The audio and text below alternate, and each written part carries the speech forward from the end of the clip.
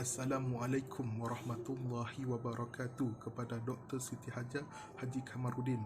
Nama saya Muhammad Haziq bin Abu Bakar dengan nombor metrik S57943.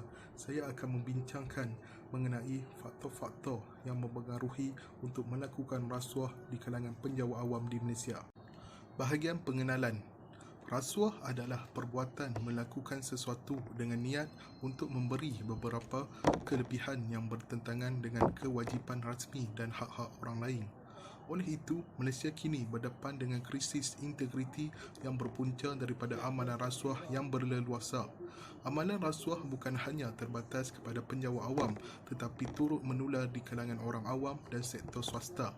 Kesan dari penularan amalan rasuah kepada sesebuah negara adalah merugikan, di mana ia boleh mencemarkan imej kerajaan dan negara di mata masyarakat dunia, mengurangkan pendapatan negara akibat dari ketirisan dan pengelakan cukai, mengurangkan kemasukan pelabur asing yang tidak yakin dengan kestabilan ekonomi negara serta merencatkan pertumbuhan ekonomi negara yang akhirnya menyumbang kepada kenaikan inflasi. Sekarang adalah bahagian analisis isu. Tugasan ini akan membincangkan mengenai faktor-faktor yang mempengaruhi amalan rasuah di kalangan penjawat awam. Terdapat 10 faktor utama yang akan dibincangkan di dalam tugasan ini mengenai amalan rasuah di kalangan penjawat awam. Faktor-faktor tersebut terdiri daripada faktor dalaman dan juga faktor luaran. Faktor dalaman individu merupakan faktor yang mempengaruhi seseorang untuk melakukan rasuah. Faktor dalaman yang dibincangkan dalam kajian ini lebih memfokuskan kepada sikap seseorang. Sikap ialah perasaan atau persepsi seseorang terhadap sesuatu perkara, sama ada suka atau tidak suka terhadap sesuatu perkara tersebut. Faktor dalaman yang pertama yang akan dibincangkan adalah sikap mengabaikan nilai dan tuntutan agama. Sikap yang mengabaikan nilai dan tuntutan agama ini merupakan sikap individu dalam kalangan penjawat awam yang kurang mendalami pengetahuan mengenai hukum dan agama. Individu ini selalunya akan melakukan rasuah kerana terlalu mementingkan kekayaan kepada diri tanpa memikirkan mengenai soal agama dan hukum, misalnya melakukan rasuah untuk kekayaan diri dan keluarga. Faktor dalaman yang kedua adalah sikap mementingkan diri sendiri. Sikap mementingkan diri merupakan sikap yang paling dibenci oleh kebanyakan orang kerana sikap ini akan menyusahkan orang lain. Misalnya, dalam sesebuah organisasi kerajaan, penjawat awam yang melakukan perbuatan rasuah ini biasanya akan menggunakan wang rasuah itu untuk menampung kepentingan diri serta keluarganya. Faktor yang ketiga adalah sikap menginginkan hidup mewah melebihi daripada kemampuan. Sikap menginginkan hidup mewah melebihi kemampuan ini merupakan sikap yang ada pada seseorang individu, misalnya penjawat awam. Kebiasaannya, penjawat awam merasakan gaji yang diterima dalam pekerjaannya tidak mencukupi untuk hidup permewahan sehinggakan menyebabkannya untuk melakukan perbuatan rasuah tersebut. Faktor dalaman yang terakhir adalah sikap tamak. Sikap tamak merupakan sikap yang ada pada seseorang penjawat awam yang tidak bersyukur dengan apa yang dimilikinya. Sikap tamak juga boleh disifatkan sebagai penyakit hati yang tidak boleh melihat orang sekeliling melebihi daripadanya. Di samping itu juga, sikap tamak boleh dilihat apabila seseorang penjawat awam itu menggunakan kuasa yang dimiliki untuk mengambil kesempatan atau meminta sesuatu yang bukan haknya. Contohnya menggunakan harta organisasi untuk kepentingan diri sendiri. Faktor luaran merupakan faktor yang mempengaruhi seseorang penjawat awam untuk melakukan rasuah. Faktor luaran yang dibincangkan dalam tugasan ini terbahagi kepada 6 faktor, iaitu pengaruh keluarga, pengaruh rakan sebaya, peluang dan ruang, prosedur kerja yang tidak jelas, sosial dan budaya serta kepesatan pembangunan dan modernisasi. Faktor luaran yang pertama yang akan dibincangkan adalah pengaruh keluarga. Pengaruh keluarga merupakan orang yang paling mempunyai ikatan yang paling rapat dengan seseorang, misalnya seorang penjawat awam. Pengaruh keluarga dapat dilihat dalam keadaan di mana terdapat kecenderungan untuk membantu ahli keluarganya.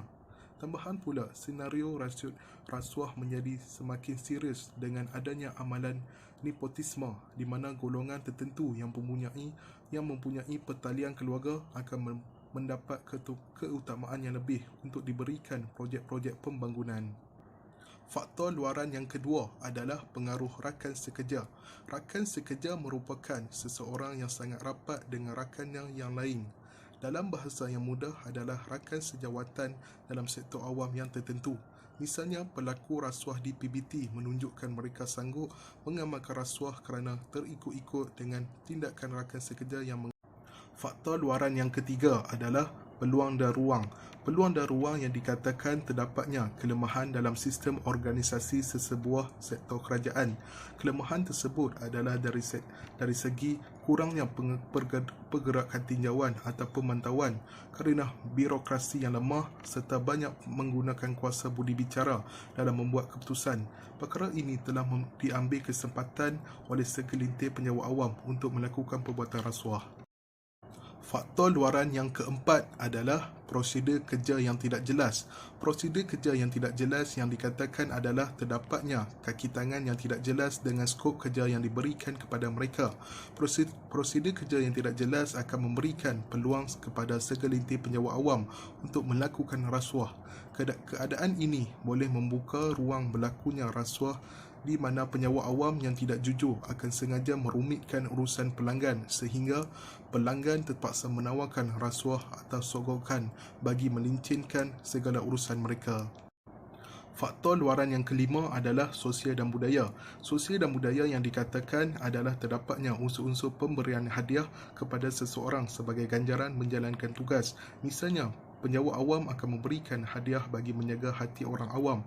Perbuatan ini selalunya akan berlaku bagi menutup kesalahan atau kesilapan yang terjadi daripada seseorang penyewa awam.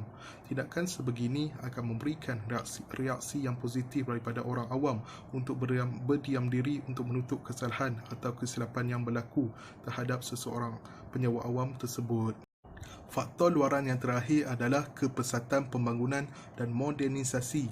Kepesatan pembangunan dan modernisasi yang dikatakan adalah apabila berlakunya persaingan di zaman moden ini telah memperlihatkan pemberian rasuah sebagai mekanisme untuk mempercepatkan urusan. Di zaman moden ini, pemberian dan penerimaan rasuah dianggap biasa oleh segelintir individu bagi menjamin mendapatkan sesuatu projek. Penerimaan rasuah oleh seseorang penyewa awam dilihat sangat berleluasa pada zaman moden ini apabila projek-projek kerajaan diberikan begitu sahaja kepada kontraktor. Kontraktor yang mahukan tender akan memberikan rasuah kepada penyewa awam bagi mempercepatkan urusan untuk mendapatkan tender projek. Bahagian cadangan. Cadangan pertama ialah pemantapan dari segi undang-undang. Undang-undang yang sedia ada perlu diperketatkan oleh pihak kerajaan berkenaan dengan hukuman yang dikenakan terhadap pesalah rasuah. Hukuman yang dikatakan adalah dari segi akta yang diguna pakai, iaitu Akta 575 dalam kurungan Pencegahan Rasuah 1997. Akta yang diguna pakai ini perlu dilihat semula oleh pihak kerajaan untuk dimantapkan dengan hukuman yang lebih berat. Cadangan yang kedua ialah menggunakan kemudahan teknologi maklumat ICT. Kemudahan teknologi maklumat merupakan teknologi yang menekankan peranan komunikasi bersatu dan menyepadu telekomunikasi. Dengan menggunakan teknologi ICT, proses urusan orang awam hanya di hujung jari tanpa melakukan urusan secara bersemuka dengan penjawat awam yang kebiasaannya melibatkan tempoh waktu yang panjang dan sukar. Cadangan yang ketiga ialah mewujudkan akta khusus kepada pesalah rasuah dalam sektor penjawat awam. Akta yang dikatakan adalah undang-undang atau hukuman khusus kepada penjawat awam. Akta ini adalah untuk mengambil tindakan terhadap pesalah penjawat awam atau agensi yang mengakibatkan ketirisan maklumat, kesilapan dan juga kerugian seperti pendedahan maklumat kepada orang awam. Bahagian kesimpulan. Secara keseluruhannya, Berdasarkan hasil daripada perbincangan dalam tugasan ini, telah dapat mengenal pasti beberapa faktor dalaman serta luaran yang telah mempengaruhi seseorang penyewa awam untuk melakukan perbuatan rasuah.